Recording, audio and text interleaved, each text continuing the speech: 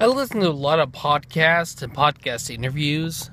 I do this because I want to see what other people have to say.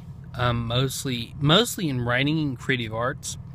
It started a couple of years ago when I started actually listening to podcasts. Actually, who inspired me to listen is my daughter, Sarah. She was listening to podcasts first. And one time she got in the car and I had NPR on. I was listening to it and she turned off because it was boring. But she said, that's like a podcast, though. So I have the podcast app on my phone, iTunes. I had an iTunes app, so I started pulling this up. And I searched, and the first podcast I started listening to was Darken the Page with Dave Buddha. And he gets creative professionals, and he hangs out with them. I listen to a few Skype interviews, and then he does in-person interviews now, and just hangs out with people and talks to people. And the very first one that I listened to was this conversation with Sarah Werner, who it was on his stream. But she is a podcaster, so I went to her stream, and it's the Right Now podcast, and I love it. She is very encouraging. She does her the Right Now is like a monologue, it's a solo project.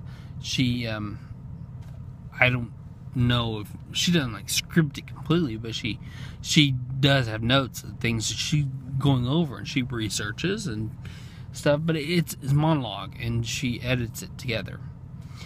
Her sister podcast is called Coffee Break, and Coffee Break is just more of a personal one-on-one type conversation.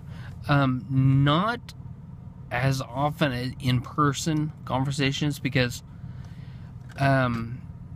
she talks to people all over, and she does it well. I actually had a talk with her on 31st, so it's going to be played soon. I don't know. She edits on at the end and the beginning, and I don't know if she edits the content. I can't really. I don't hear the breaks, so I don't think she edits it out much. But what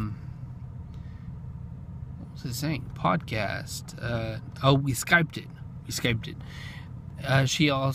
She has experimented with something else. I think Zencast, maybe is what it's called. I don't know, and this was the first time I ever did Skype.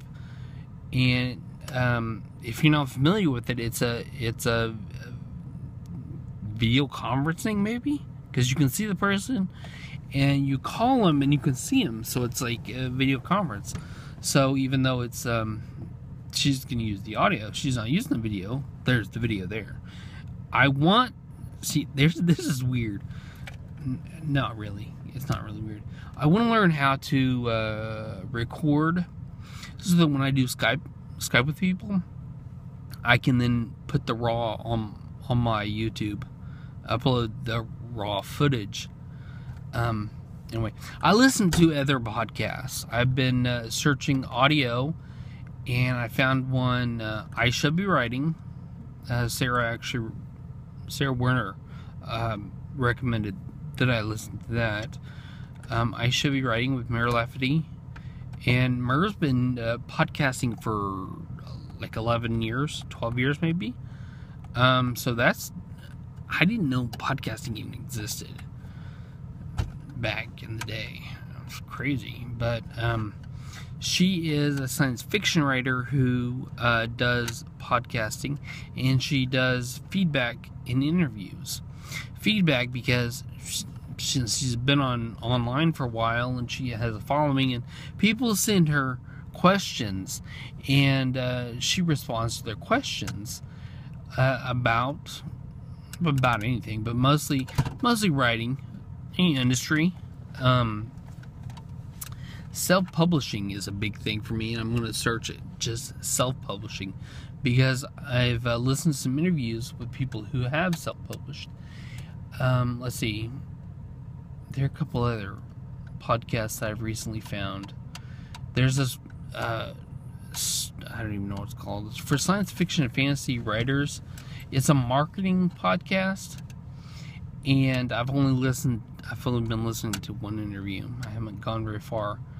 And there's another one that I found the other day that I've listened to, one of creative, I don't even know what they're called now. I'm not a great fan. But the reason why I bring up podcasting is because 2017 is my year to, as an author, to build my brand. And I want to learn how to do it, and I want to do it right.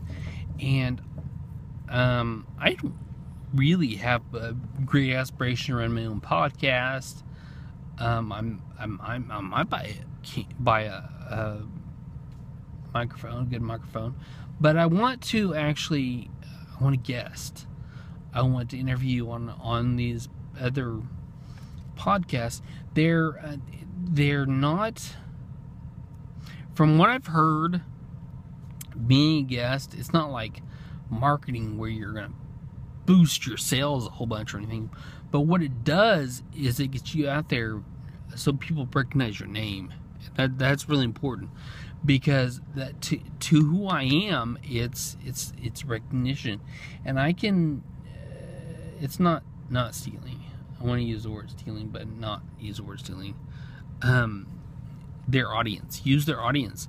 So if so and so has 8,000 listeners, downloads a week, and I'm on there, then that's 8,000 people who will know who Phil is, and know a little bit more about Whistling Phil.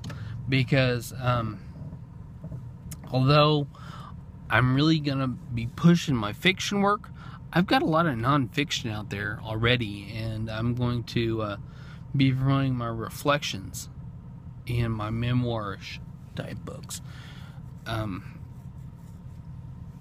And that's online is the biggest way for me to do that, because even though I'm not tech savvy, kid of the 21st century, millennial type,